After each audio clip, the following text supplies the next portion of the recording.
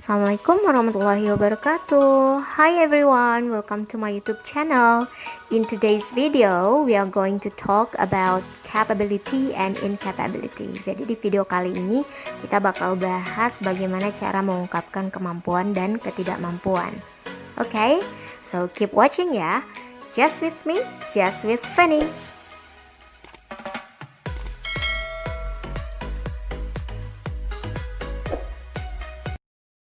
Well, poin yang pertama yang akan dibahas di video ini adalah the expressions of telling ability atau ungkapan yang mengungkapkan kemampuan. Dalam mengungkapkan kemampuan, kata yang kita gunakan adalah kata can yang artinya bisa. Untuk mengungkapkannya dalam sebuah kalimat, kita perlu membahas pola kalimatnya terlebih dahulu. Nah, berikut pola kalimat positif dalam mengungkapkan kemampuan. Di dalam pola kalimat ini, yang pertama yang kita letakkan adalah subject. Nah, kemudian baru kita meletakkan can't. Kemudian diikuti oleh verb one dan terakhir diikuti oleh complement. Nah, berikut beberapa istilah atau kata yang harus kita pahami dalam pola kalimat ini. Yang pertama subject. Apa itu subject? Subject merupakan pelaku. Nah, di sini tertera kita bisa memakai subjek itu, subjek itu seperti apa? Ya, bisa berupa pronoun atau noun, ya.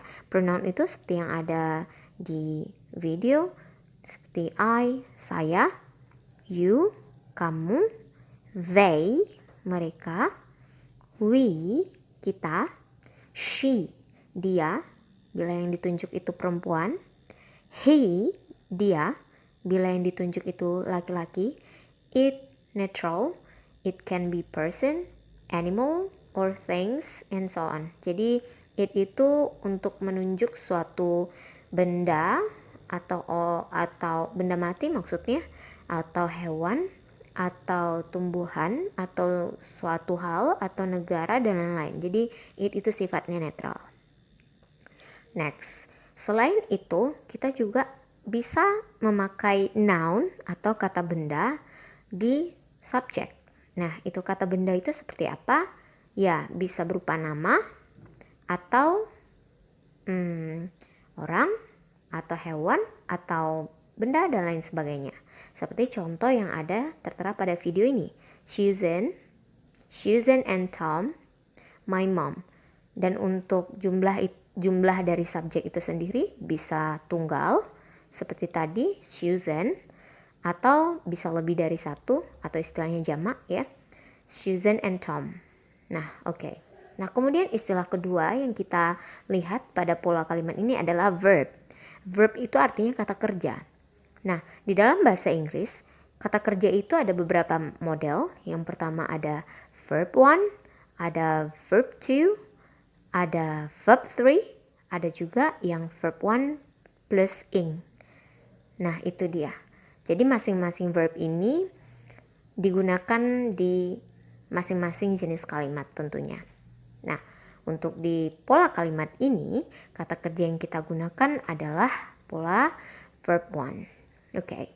Next, complement. Nah, complement itu artinya pelengkap. Nah, di sini pelengkap di sini maksudnya bisa berupa objek atau kata keterangan seperti kata keterangan waktu, kata keterangan tempat, dan lain sebagainya. Okay, now let's take a look at the examples. Kita lihat contoh. Number one, I can swim. Number two, he can play basketball. Number three, they can dance. Nah, so dari ketiga contoh ini, hal yang perlu kita garis bawahi adalah pola bentuk kata kerjanya.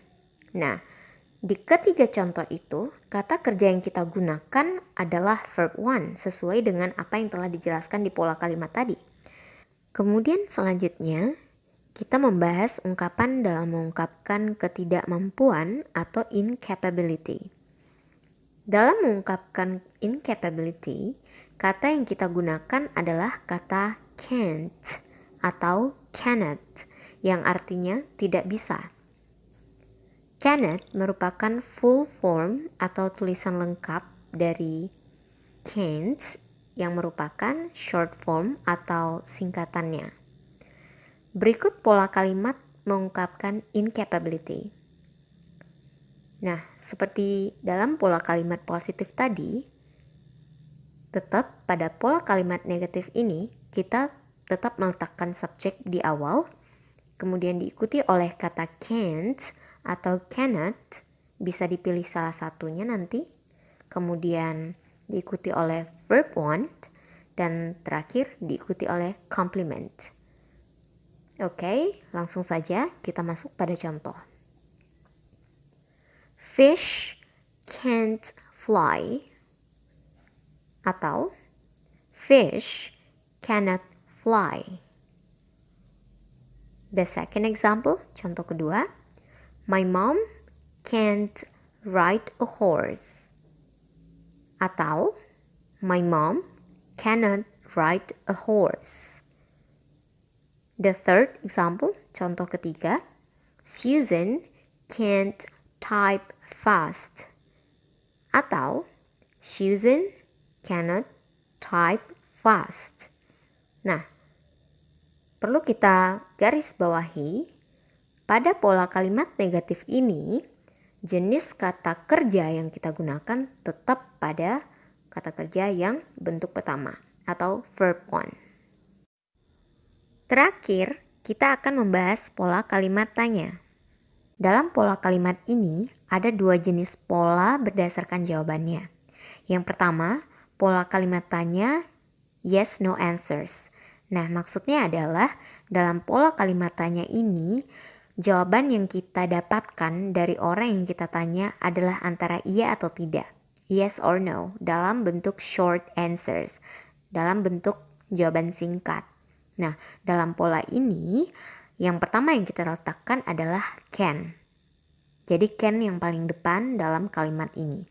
Kemudian diikuti oleh subjek, lalu diikuti oleh verb want, dan terakhir diikuti oleh complement.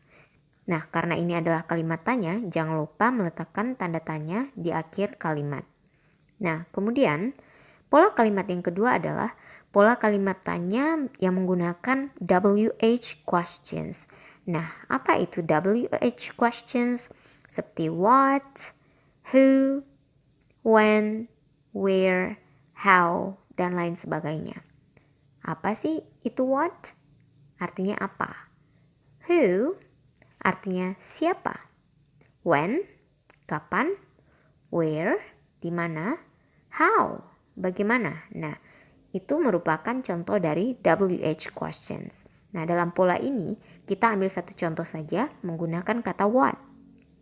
Nah, dalam pola kalimat ini, what diletakkan di awal kalimat, kemudian diikuti oleh can, lalu diikuti oleh subject, lalu diikuti oleh verb one, dan terakhir diikuti oleh complement. Nah, kita lihat contoh. Can you make cakes? Nah, dalam contoh ini, karena yang kita tempatkan pertama adalah can, maka seperti pola kalimat tadi, jawabannya adalah antara yes or no. Nah, kalau bisa, berarti jawabannya yes, I can. Kalau tidak, no, I can't. Mari kita lihat contoh lebih lanjut. Can they fly the kites? Yes, they can. No, they can't. Kemudian contoh yang ketiga. Can he sing? Yes, he can. No, he can't. Well, berikut contoh kalimat tanya yang menggunakan WH questions. What can you do? I can skateboard. What can they do? They can play the violin. What can she do? She can make a sand castle. Nah, ketika kita menggunakan pola kalimat tanya yang menggunakan WH questions, maka pertanyaan yang diberikan mesti jawabannya harus jelaskan atau dijabarkan. Nah, begitu kira-kira.